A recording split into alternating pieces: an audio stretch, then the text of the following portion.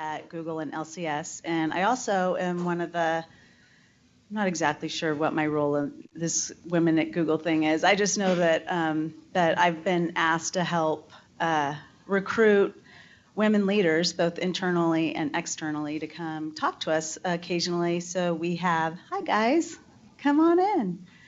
So we can get you into career paths of great women leaders, leadership style, and just get to expand our network a little bit. And a special thanks and welcome to the fellas who joined us. Woo woo!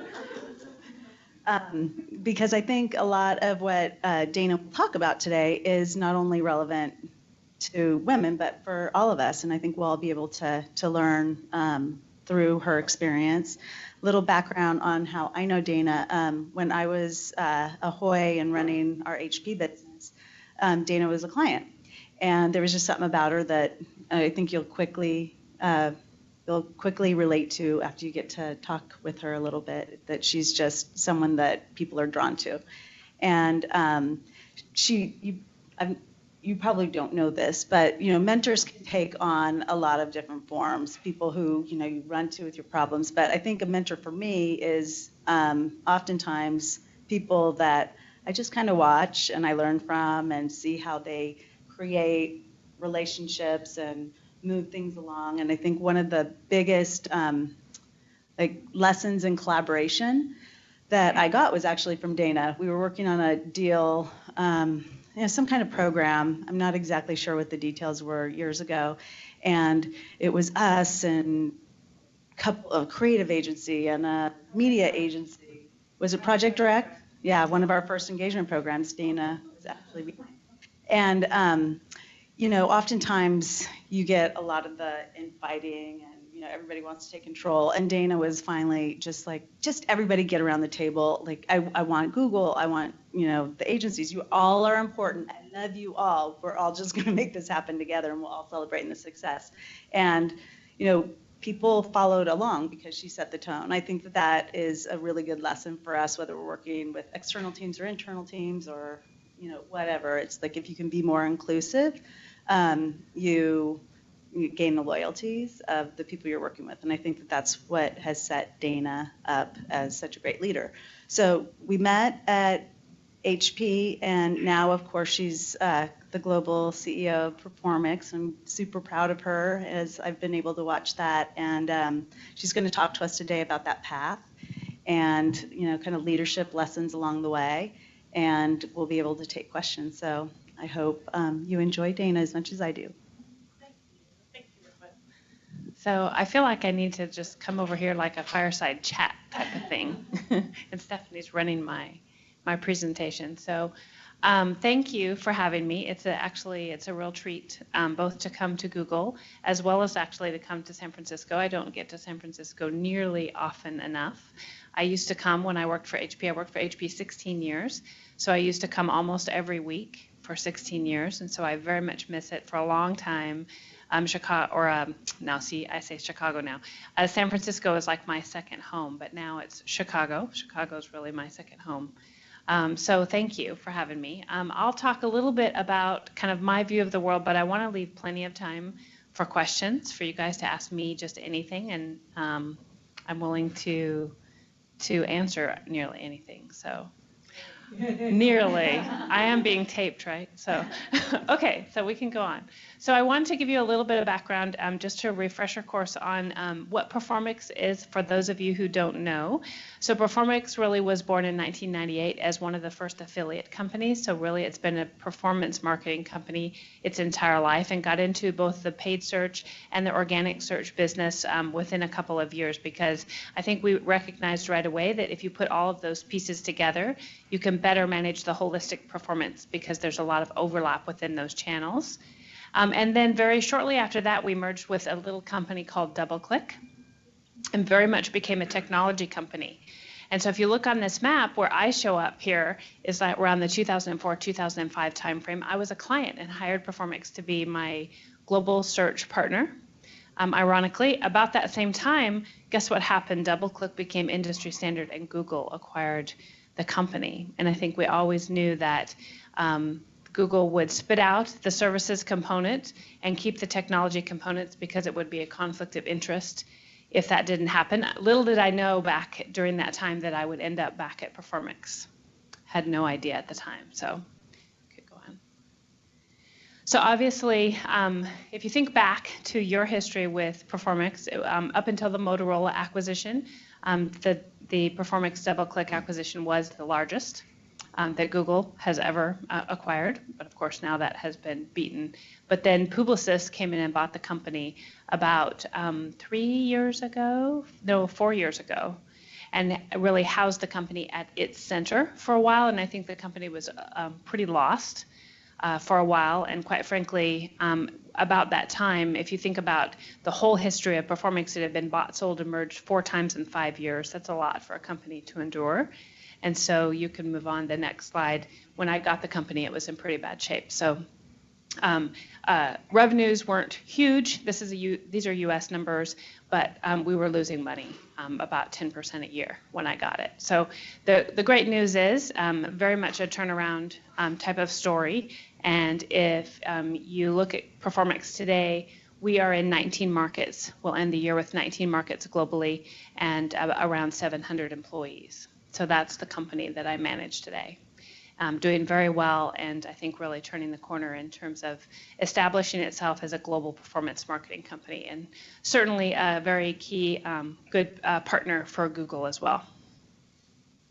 So I want to talk, though, less about Performics and more about kind of some of the issues that we're facing in the workplace today.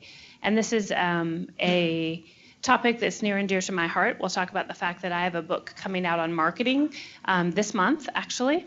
In fact, I just got a note today from one of the senior editors at Audible, and I get to go read my book and record it in audio format in the next few weeks, which was exciting. I always thought I would write a historical novel, but no, I wrote a boring business book.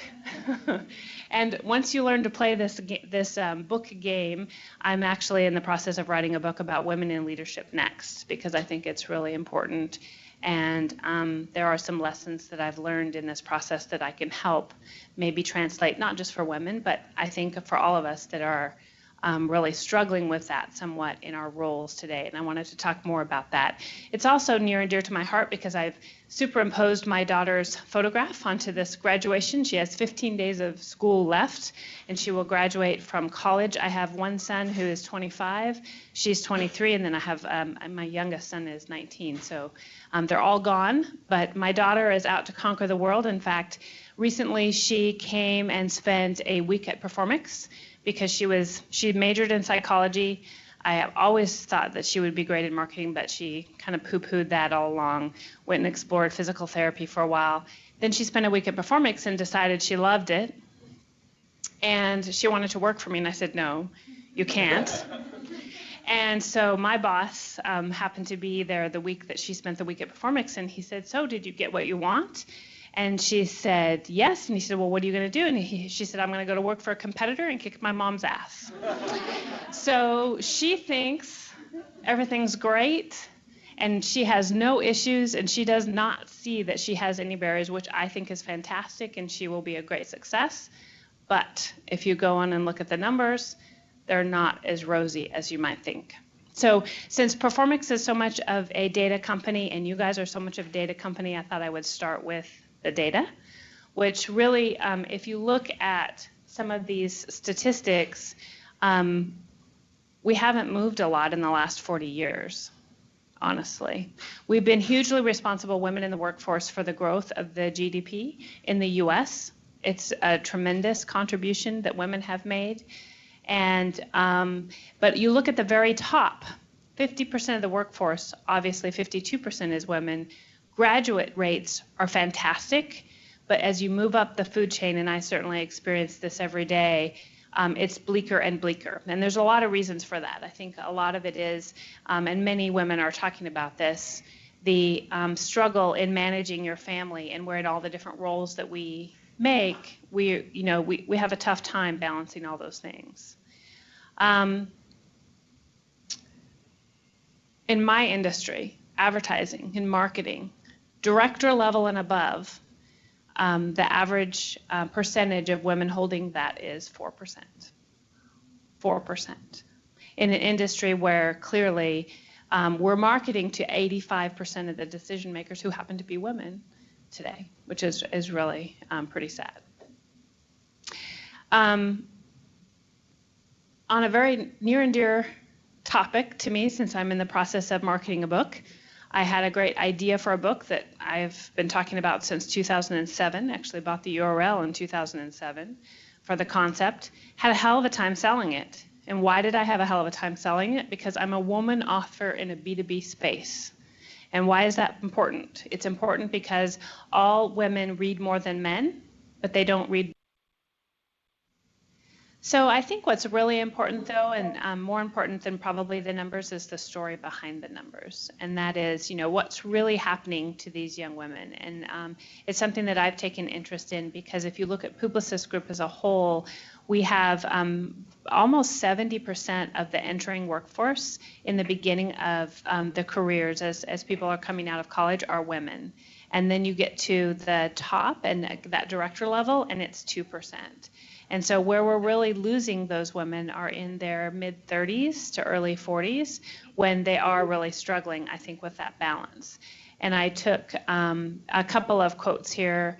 I've done several panels with Wendy Clark at Coke, who's just a great woman to work with, and she very much has a passion around this space for Coke too. But her quote is, "Middle and upper middle management levels are rich with female talent, but very thin at the top.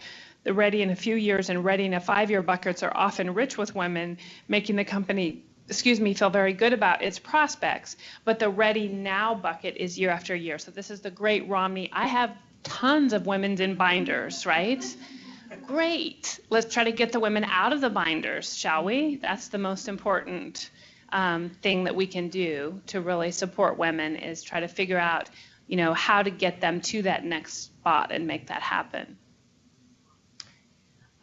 So I think I brought a couple of examples to really talk about some of the struggles, I think, with women. And one of the struggles is the style and the leadership style. There's a lot of scientific evidence, and there's a great study that McKinsey has done in the last couple of years around what's going on in women in leadership.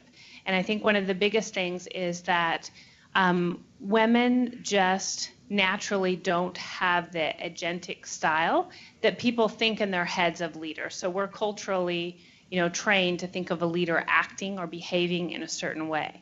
And I think for women, it's really tough to try to figure out what that right style is, right? You have one style here, whether you agree with her or not. She had a very specific style. And I think a lot of people criticize more for her style than perhaps anything else. And then here's another one very familiar to you. Another style, right, that's being somewhat criticized. If you think of what she's known for in the public now, it's really the fact that she didn't take time off with her child. And so, there's a big spectrum there that we are swinging between. And I think part of that's reflective of the role changes that's happening, not just for women, but also for you guys, even for guys here, right? So, for example, I couldn't do what I do at all without my husband being willing to do what he does, but somebody had to stay home because both parents can't be gone all the time. And yet, that's a difficult role. He'll go play golf during the day, and the guys will say, "Well, why are you here?" He's playing with 85-year-old guys. They're like, "Why are you here?" Well, and that's, it's a role that he's grown into and he's comfortable with, but clearly it's not necessarily the social norm, if you will. And so, if you think about, as I moved into doing the research for this next book, I went back and started to read some of my books that I read when I was 18, when I was 19, and many of my women studying books. And I reread The Feminine Mystique, which I think is very relevant given the fact that I also just wrote an advertising book. And so the thought is to push those together, because I think now is the time for us all to really figure out how we participate this, and not just for the advancement of women, but also for the changing roles that we have in order to be successful, to keep our families intact, and to keep all of us successful and happy and content in the workplace. And part of this is, like I mentioned, our changing roles. So if you think about every single day, I wear a whole bunch of different hats, right? I could be a mom, I could be a daughter, I could be a wife, I could be a friend. I'm dealing with maybe one of my horse issues. I have horses too. And so that's confusing for people. It's confusing for me sometimes, which hat am I wearing? And so if it's confusing for me, it's probably confusing for somebody who's dealing with me. It's like, well, who's that person?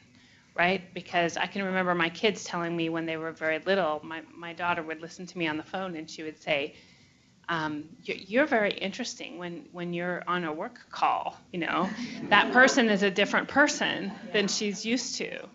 And that's true. I think all of us wear these different hats multiple times a day, all the time during the day, and that's just the reality of the world that we live in today. In order for our own survival, that we have to do that.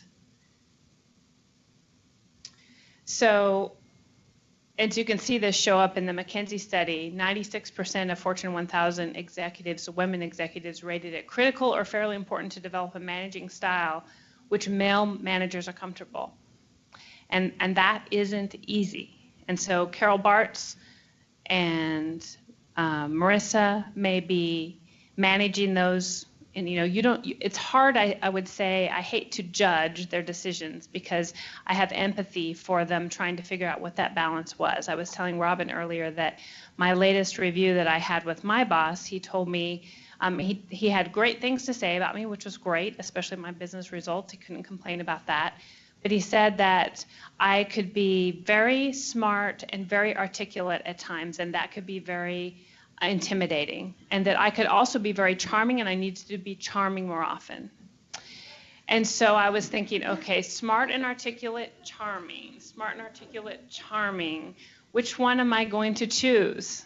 And it's hard to determine what situation I choose or how I will be judged, and it's not being judged just by men, it's being judged by women, and quite frankly, women are probably my harsher critics as a leader than men are, because they're judging me for whatever. The higher I get, I could just not say hello to someone or look unhappy one day, and someone may take that and take offense to it or make an assumption that isn't true. I just have to understand that that's an impression that, as I become more important, becomes more visible, and I need to be conscious of that. And that's hard. It's hard as a woman, I think, because we don't necessarily fit the cultural style that everyone expects us to fit in the box.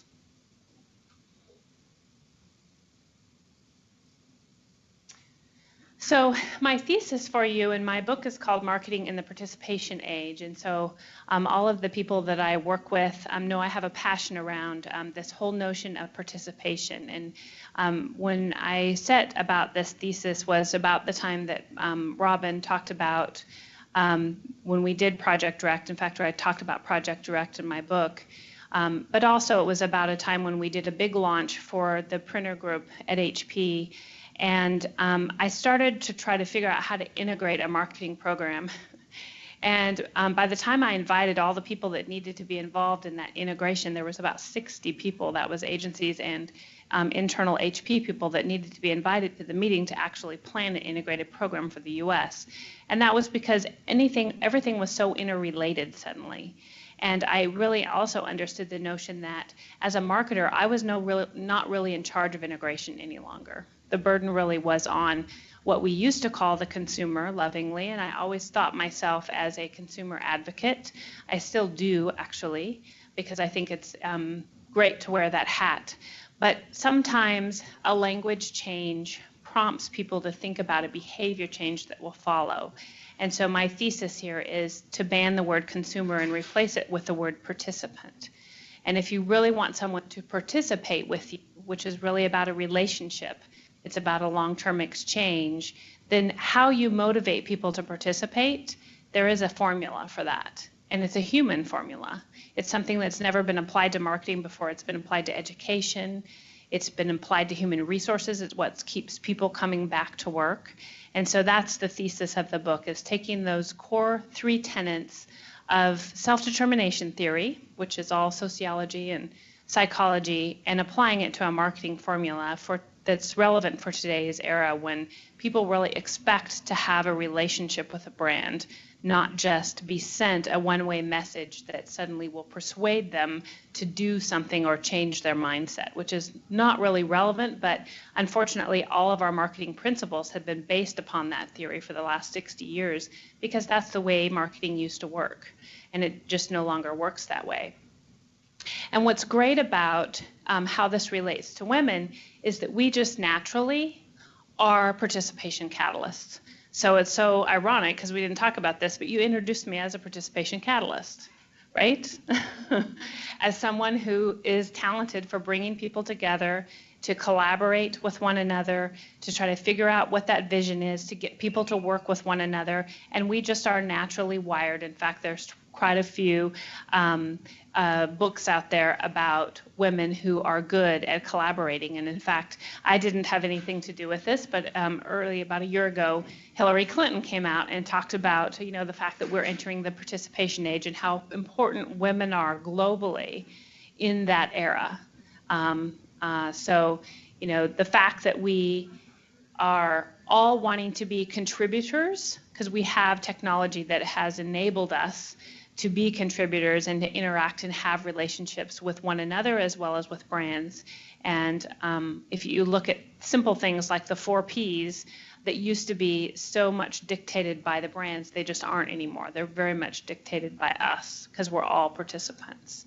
And so as women, you know, we have a special opportunity for us to, in this age of participation, to be really talented and bring together people to deliver great results on whatever we're doing in the workplace as well as in the community, as well as with our families, which is the time now really is for us. You can go on to the next one. So I thought I'd leave you with 3 things to think about, and there could have been a many 3, but I just thought in terms of the spirit of participation, these are kind of the 3 that as a woman, as a leader, as a contributor, as a participant, are things that I try to keep in mind. So the first one is really the gift of seeing opportunity. So not only are we great collaborators, but we also, as women, tend to see what something could be versus what it really is. And I think that's a gift. It's a gift in my horses that I used to raise here. So this horse, you see my husband in the background with his hands on his hips, and this horse, everyone in the household called this horse Shithead. That was not his name, but that's what they saw, is this very, you know, kind of obstinate creature. He was a young child, so he needed some guidance, and you know, what I saw was something that was very different than that. I saw the horse that he could be with a little bit of care and some guidance and some nurturing, if you will. And I think that is something that we're very good at. And in fact, there's some studies that reflect that boards tend to hire women in turnarounds more than they hire men. And part of that is, I think, our ability to really see the beauty in something and see what it can become and become driven and motivated by getting it to that point. And I can tell you, I didn't know that about myself really until I took Performics on. And I didn't know Performics was in such bad shape until I got it and I had the problem that I had to deal with. But I loved it. And honestly, I would do a turnaround again. There is something very addictive and satisfying about that. And then once I recognized that, I started to see how I did that in so many other parts of my life that I didn't really recognize before. So that's one, the gift of seeing the opportunity. The second one is negotiate, knowing what you want and speak up. So I always counsel this in my young women leaders because they tend not to speak up for themselves. I tend not to speak up for myself, honestly. I tend not to necessarily negotiate or ask for what I want. And that's something I think you all need to learn, that that's the way the world is played, and don't feel shy about that. And the other thing I would say is if there is a position that you want or that you're looking at, if it doesn't scare you, I wouldn't do it. Because that's when we really grow the most, is when we're afraid. And when we're a little frightened by something, because if it's not scaring you, then it's probably not a big enough opportunity for you. And I learned that right out of the gate when I left HP, because I probably didn't understand the full value of contribution that I could make. And I left HP first and went to Moxie Interactive as an SVP running 3 departments. And about 3 months into it, I thought, I way undershot. I could be doing a lot more. And so it scared me, but probably not enough. This role scared me a lot more. And I did fine, right? So speak up for yourself, negotiate, ask for what you want, and don't be afraid to be afraid. Don't be afraid to let something put. Lastly is be an advocate for other women. So I think, like I say, my biggest critics sometimes are other women. And part of that is a phenomenon that's called horizontal violence that's well known. It's why more black men kill other black men, right? If someone's in a one-down position, then it's just naturally, culturally, to try to drag someone else down if you're not in that leadership role. But if we can't be advocates for ourselves, it's hard for us to have others be advocates for us. And so I say that, and I remind myself of this a lot, because I can look at a Carol Bartz and say, and criticize her management style, because I certainly can't relate to her management style or leadership style that she seemed to have. But who am I to judge? Maybe that's what felt right to her and worked for her. And so I'm asking you all to give each other a break at any level. Try to support women around you, below you, above you, beside you. And those women business authors out there, I'm asking for your help. Because we need to support one another first. And I think it's hard for us to ask for others to support us if we're willing not to do that. And that's it.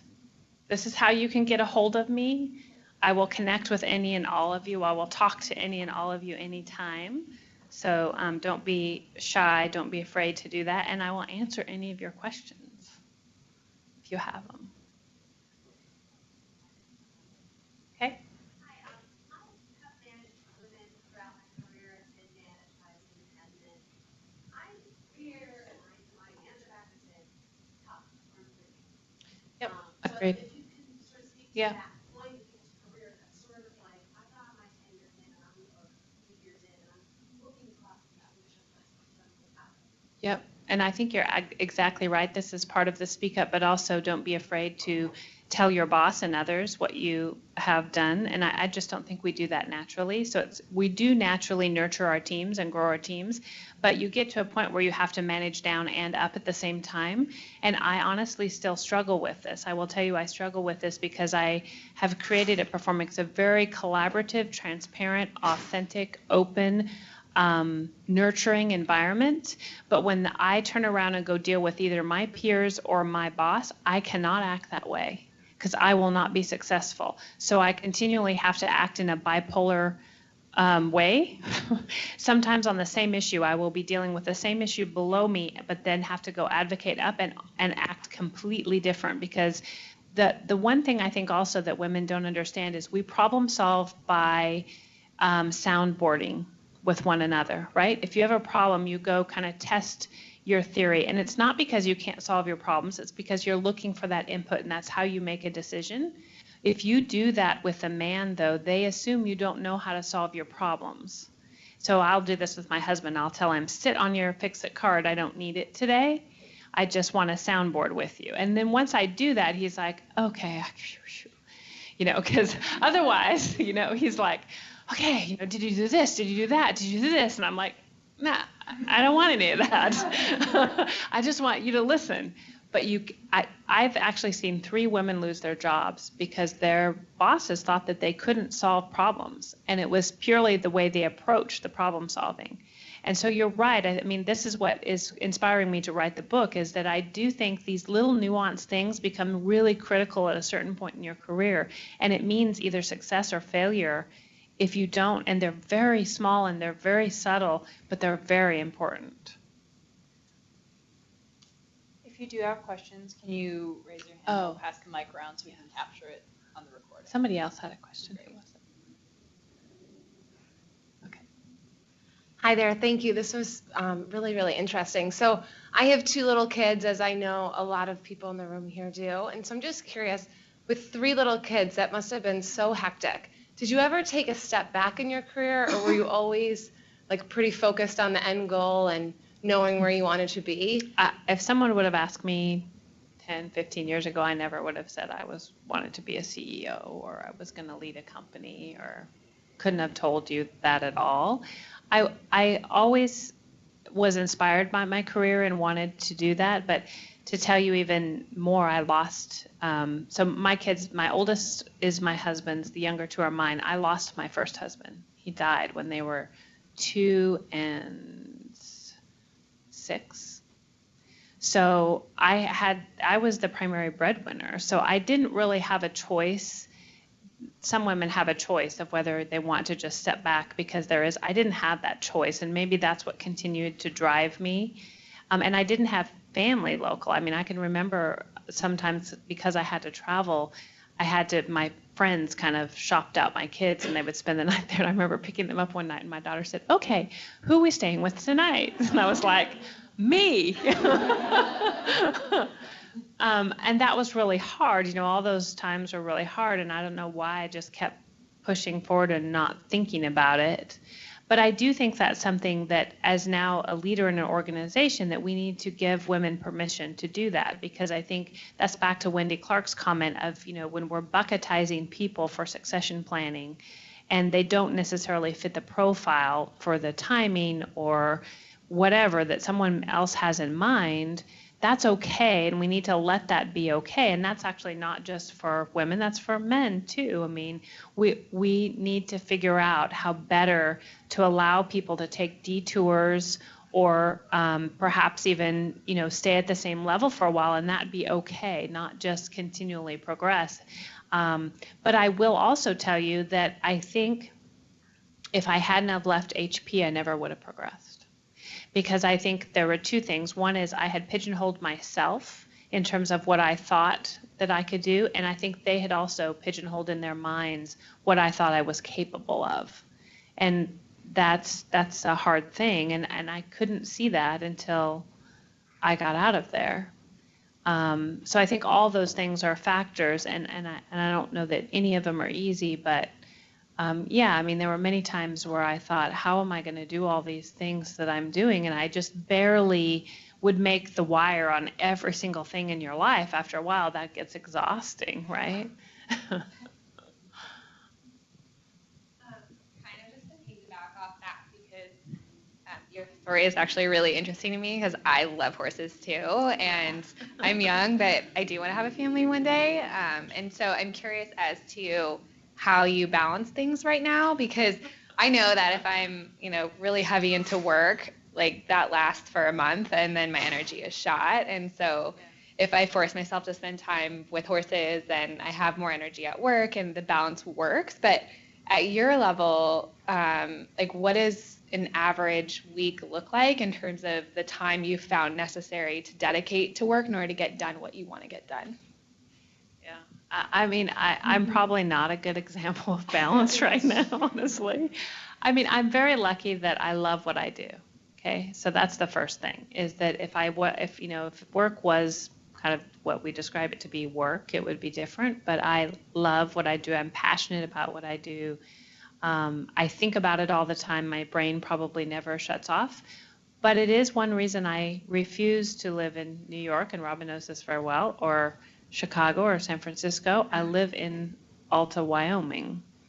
Okay, and part of that is because there is a part of me that needs that in order to be the rest of me. And I've been pretty successful at drawing that line. I get a lot of criticism for it to a certain extent, because they're like, "You live where?" And but I have a global job. I could be anywhere. And actually, when I ran the U.S. operations, I was actually flying to Chicago every Monday and flying home every Thursday night. And I had an apartment in Chicago, and I spent a fair amount of weekends there.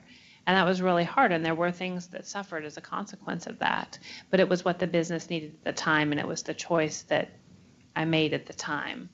But I will not lie to you that my relationship suffered with my husband, I would say. My kids were fine because they're old enough. They might tell you, you know, I may have missed some things, but it's really hard to continually balance. And I think it's constantly making those decisions about what's important to you. Because you're right, we're only human. We can't do, I think technology has also made us feel like we can do more somehow, but we are at the end of the day still human, and we can't do everything at once. But when I get to go home, and right now I'm trying to walk 4 miles every day with the dog, and I try to ride my horse as much as I can. I have him boarded right now, which I hate, but it's the right thing for him and the right thing for me right now. And so I try not to let that bother me as much as it probably would normally bother me. He's in the Taj Mahal, basically, tricks. And he's kind of freaked out about it, and I'm kind of freaked out about it, and we don't necessarily mix well with the other people that are there, but it is what it is, and I try to go and enjoy the time that I have with him, and not stress out about the fact that it's not perfect, because I think we're our own worst enemy, right? Same thing with my husband at home. So I like to be involved in every decision and every detail because that's who I am. I can't do that because A, it's not fair to him, and he might not do something the way I would do it, but I have to just let him do it because that's only fair.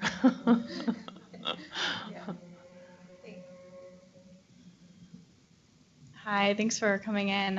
I have a couple questions. The first one, I'm curious to hear about the jump that you made, having been at HP for so long, and you said you went somewhere else, and then to become the CEO of Performics. I'd love to hear more about what that looked like on your end, and then I'd also love to hear about mentors and how that's played a role in your career. Sure.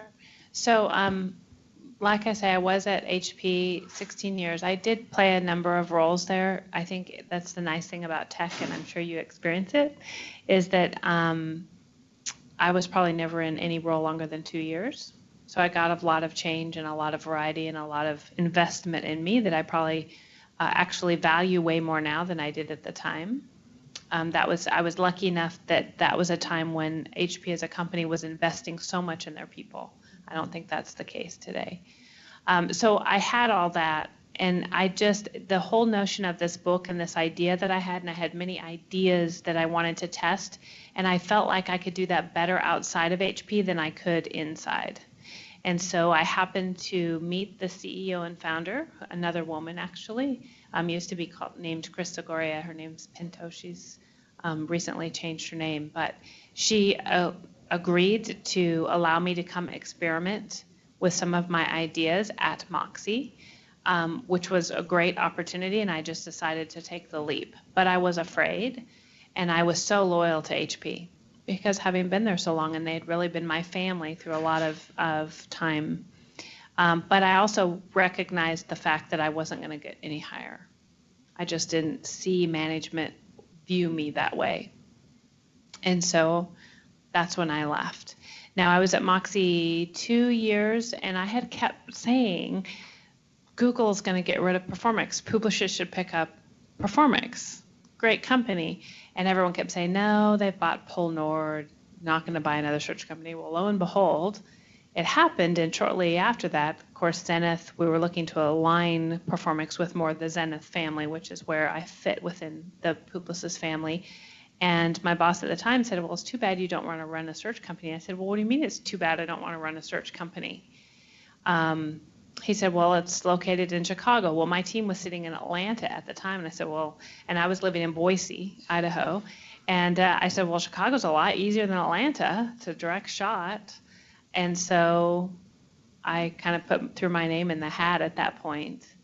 And there was another candidate that was being considered within the family. But ultimately, I was chosen. I think I went through 2 interview processes, and there were people that actually had worked on my account at HP that still work for the company. And I ran into 2 of them in my 2 visits, which I was trying to keep it. And I said, oh, well, hi, yeah, I'm in the family now. But that's how I got there. And then when the global role came about as well, so I managed the U.S. operation for, again, 2 years. And so I've been doing the global role for about a year now, a year in January. So while you were running the U.S. operations, you really transformed the culture of Performics, and I think it was rated as the #1 place to work in Chicago, and among Number the 4 for number all 4. women, number 8 in advertising for Ad Age overall. We have about 7 awards now for best places to work. Yes. So what did you do?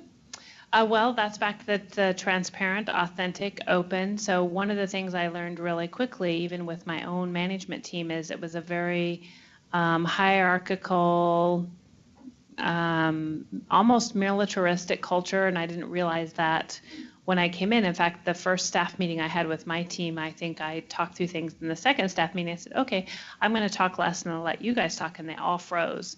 And they're like, well, we're not prepared. And I'm like, well, I don't want you to prepare anything. We're smart people. We need to benefit from one another. But that's an example of there was this really, very kind of damaging culture that was, there were the haves and have-nots. And so it took a long time to transform that. You can't culture something, to me, that's more like gardening than it is. I just can't say, great culture now. It's more like, cultivate the soil, spread the seeds, water, fret over it a bit, continue to nurture and grow that. And one of the things I did right off the bat is started an to all employees email every other week. And they named it Daina's Download. And just telling people what was going on, because that was the problem, is there was all these secrecy. We were losing people. It's hard to keep people in our industry. As you know, there's like generally a 30% turnover. We had higher than that when I got there. I also did a survey of all of my team and asked them 5 questions. What was good? What were the barriers? What was bad? What needed to be changed? And so we consciously started working on all of those different things, and then establishing a vision, because the company just hadn't had a vision, because basically they had just changed their logo 5 times in 4 years, and they didn't really know what they stood for in that process. And so it took a while to turn that around, but now it's paying off. I think our attrition rate's about 11%. The last 2 years, which is probably pretty healthy. And yes, we are. The workplace awards are all employee survey. We apply to be on the list, and then I think a certain number of employees have to respond back to get you on the short list. And then once you're on the short list, you get a bunch of questionnaires. I think Google is on the list on Chicago as well, actually. So it takes time, it takes work, it takes constant effort, it's constant care and feeding. It is like having a garden all the time.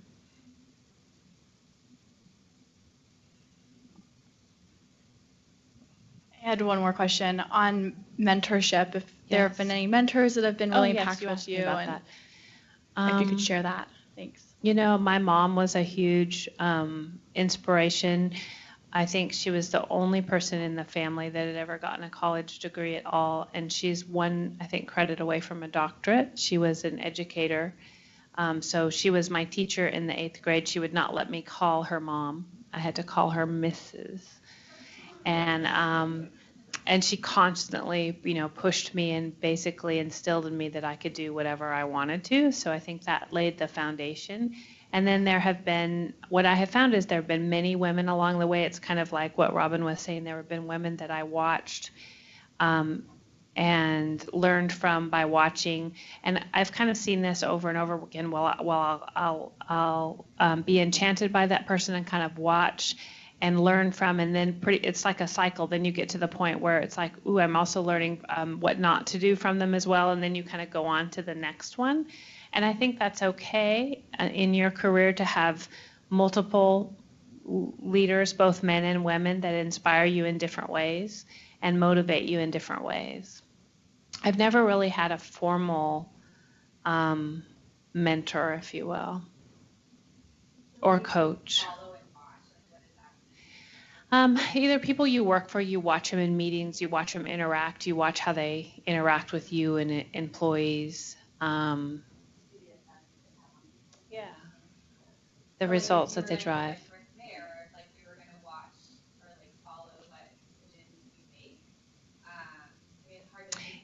Yeah, it's all the women that I've had are women or other leaders, actually. They haven't all been women who I've who I've worked alongside with. I think it's really hard. I mean, there have been people like Katharine Graham, I think was a huge inspiration to me growing up because I have a journalism degree, and just what she did in her time period. For those of you who don't know, she was the one who led the Washington Post during Watergate. And one of the most delightful things was the fact that I got to meet her daughter, who's also named as Catherine, who's now running the Washington Post, her granddaughter actually, which was great. And so there have been people from afar, but not a lot, because I think it's hard to take those cues. And it's hard. I've had people ask me, in fact, I just got a request this week for someone to ask for me to be a mentor, and I'm happy to do that. I think it's hard if that person is not interacting with you on a regular basis, though. Is there somebody else? Hi, thanks for being here today with us. It's really great. I'm just curious, as you've grown in your career and gone into higher level roles, have you ever found yourself in a position where, especially as a woman, people are maybe doubting you or making it difficult for you in your new role? And kind of what did you do to combat that? Every single day. Every single day I may doubt myself about something. Maybe I just am obsessed sometimes about some of the decisions that I make. And I was saying this actually about Obama to my husband this weekend. I think early on in my leadership, I think it was hard to figure out when to compromise and when to just say, nope, these are the things that are. And I knew probably instinctually or some way what were the right decisions, and I maybe hesitated sometimes on which ones to really be tough on. Now, to be fair, my team now, who I haven't lost a single team member since I took the reins of the leadership, which is kind of amazing. They will joke with me about, when did you know what you wanted, and how come you were so patient with us? So part of it was probably good. I was patient, and I did probably second guess some of my questions because I think I brought them along in the change management in a healthy way. Whereas if I had said, tough, get over it, sometimes that can actually reverse the change management process. But I definitely think I'm more comfortable now knowing what to maybe spend more time on and to kind of explore, because I think I may want to go away in a certain way, and it may not, I may not have all the information versus I just say, no or yes on some things, and this is what we're doing. But that's just experience and knowing yourself and knowing your team and knowing whatever you're working on, and all those things get more comfortable over time. I'm probably way more comfortable about that now than I used to be.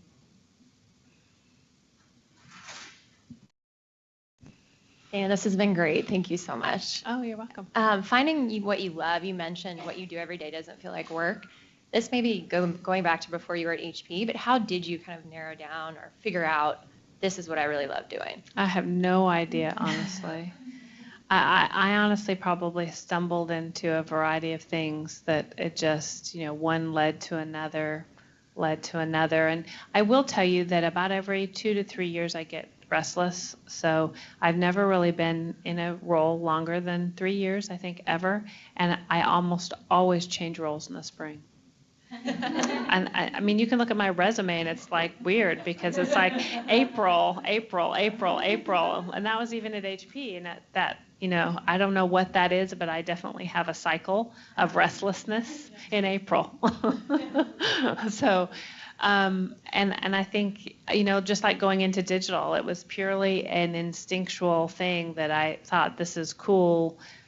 I stumbled into something that I really enjoyed and didn't think about it too much. I just headed for it. In fact, Maurice Levy was in our office yesterday. He came to visit and spent an hour, and he spent about 10 minutes with the entire organization. And someone asked him that question, and this is a man who has been at Publicis since he was 19 years old and is close to 80 now, I believe. And incredibly sharp, witty, chic. I told him he looked chic yesterday. If a man nearly 80 could, and he asked me, he said, just today I look chic. But He said two things. He said, have fun. He said, if you aren't having fun, you're not in the right place. And he said, be relentless, never, just continually aspire to do better. That was it. That was all. He said he had also never mapped his career, never knew where he was going. He was having a good time, and he was, relentlessly pursuing to be better. And I think that's probably not too bad advice, honestly. Seemed to have worked for him. Any questions from the fellas? You guys have been quiet. I have 3 daughters, so this is great. How do I continue to I haven't helped learn you. from your experience? I only have one, and I will tell you, one was enough. I guess what as a a man clearly and a male manager, what things should we ensure that we instill to the up and coming women leaders?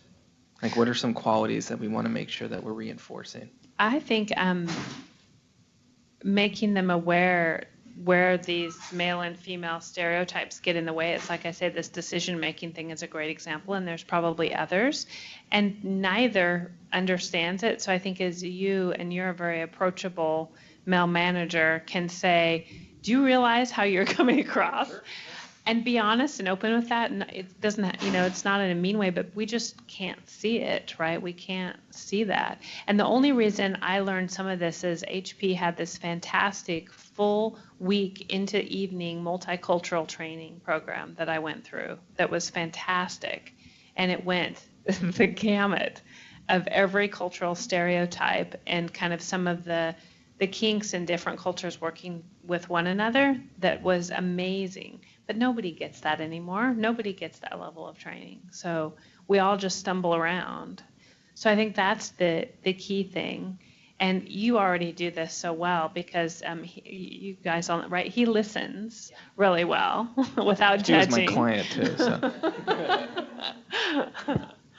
Right, and that's what most I think women need more than anything is that someone who can listen and provide them with feedback. Takako, hi. All these people from different lives. Well, thank you so much. Good to see you here. Sure, good to see you too. So just kind of random question, but what would you be really looking forward to in the morning? Like waking up, like, wow, this is going to be so much fun. What really excites you now? The biggest thing that excites me is there's a certain part, obviously, is packed, and so that are known, that I know that it will going to happen, but it's the unknowns that excite me. It's the things that I absolutely know that something will happen during the day that I did not anticipate, have no idea. It's the complete unknowns. Yeah, that's.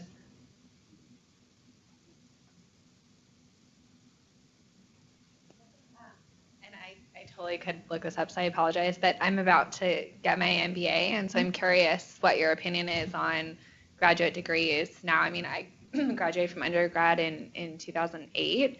And so a lot of my cohort went back to school because the economy was horrible. Yeah. So part of my instinct is telling me that by the time, hopefully, I get to where, your level is, that's going to become necessary and in a lot of ways a deal breaker, especially as a woman if you don't have it. Yeah. So I'm curious what your thoughts are on that. Well, first of all, congratulations. Thanks. Because I looking back, it was probably something I should have investigated more and didn't at the time. I don't have a graduate degree, but certainly giving you that always valuable. Have that business practicality. I didn't necessarily have an education standpoint. I just had to learn it from an on the ground standpoint. I hope it benefits you. I don't think it's something that we value, at least in our career. I just don't think we're necessarily looking for it. We probably value experience more than we value education now, and that's not necessarily a good thing, but it is just a reality of where we are. So you haven't seen, at least in where you're at right now, that being a blockade for people moving up? Okay. Nope, not at all. But like I say, that business management component that you have, the finance in particular, probably, it will benefit you because ultimately that's how you're going to have to put your results is into that frame. And I had to learn that. I had to learn to show you put my bar chart in my resume, right? Right. And you know, when I left HP, probably I had a resume that was not a results-based resume. It was a skills-based resume, I would say. It basically described the roles that I had. It didn't describe the results that I delivered. And I can tell you my resume today is 100% results-driven. Of course, I am in a company called Performics, so. Can I ask one more question? Sure. So what would you say was your biggest hurdle that you had to overcome? My own confidence in myself. Yeah. Yes, I guess on that note, and talk a little bit about doubting yourself, you know, in times past. I mean, do you get intimidated? Do you feel like you get intimidated still in situations, or do you recall times in which you were intimidated, and how did you blow past it? I don't know if intimidated is the right word. Certainly I experienced that in the past. Today, I'm probably less intimidated, but still probably question sometimes my decisions, especially if they're hard people decisions. If I have to fire somebody, or, I mean, those are the hardest decisions for me because they really impact a human's life in a meaningful way.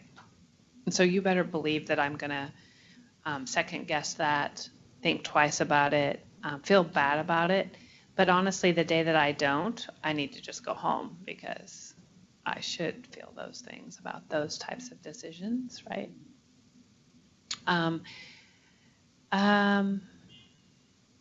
Yeah, I mean, obviously there are moments where I will feel frustrated. I had about 3 weeks ago, I was working from home. I had just about 3 or 4 situations, and my husband he works in the office over, and he was like, "Are you throwing things in there?" I said, "Yes, and I'm going to take pictures of the Tetons now. I'll be back in 2 hours." Right? So, but that's why, again, I live where I live, and I need that perspective, and so, you know, but we all do that. We're all humans. I mean, that's what we have to remember. I don't care who you are, how famous you are, how renowned you are, how smart you think someone is. We're all humans.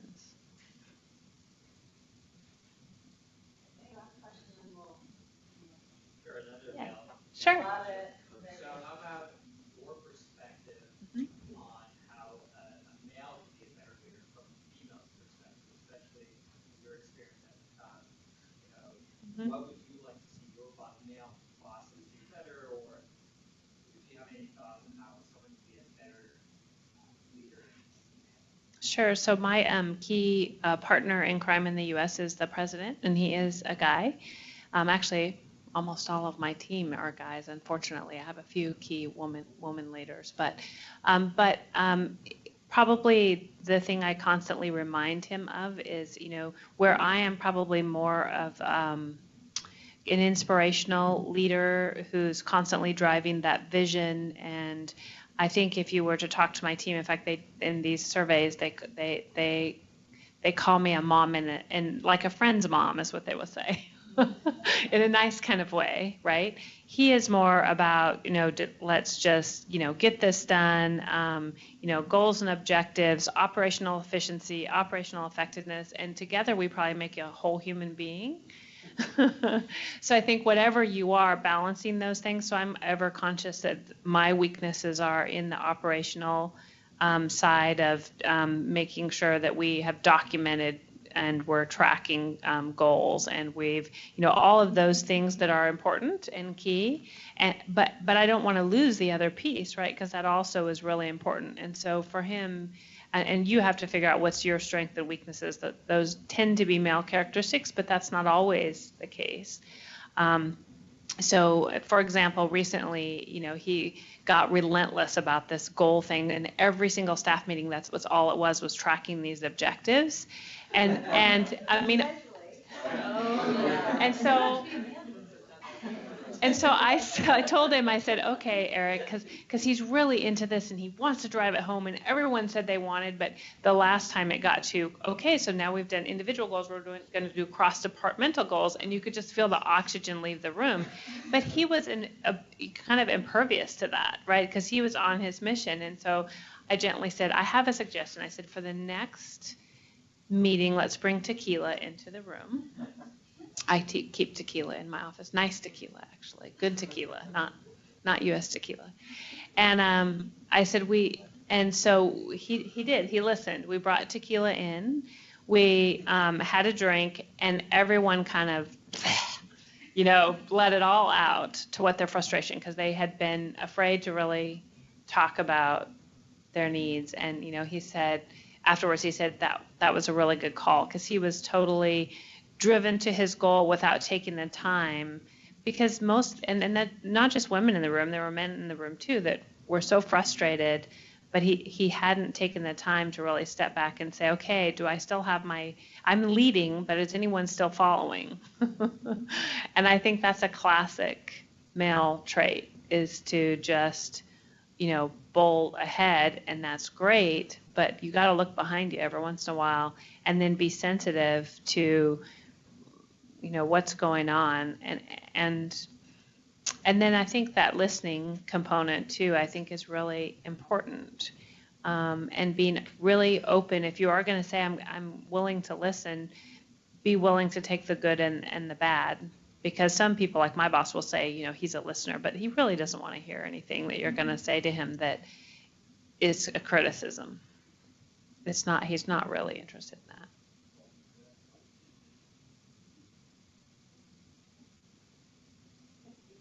You're welcome. Thank you. Again, this was fun.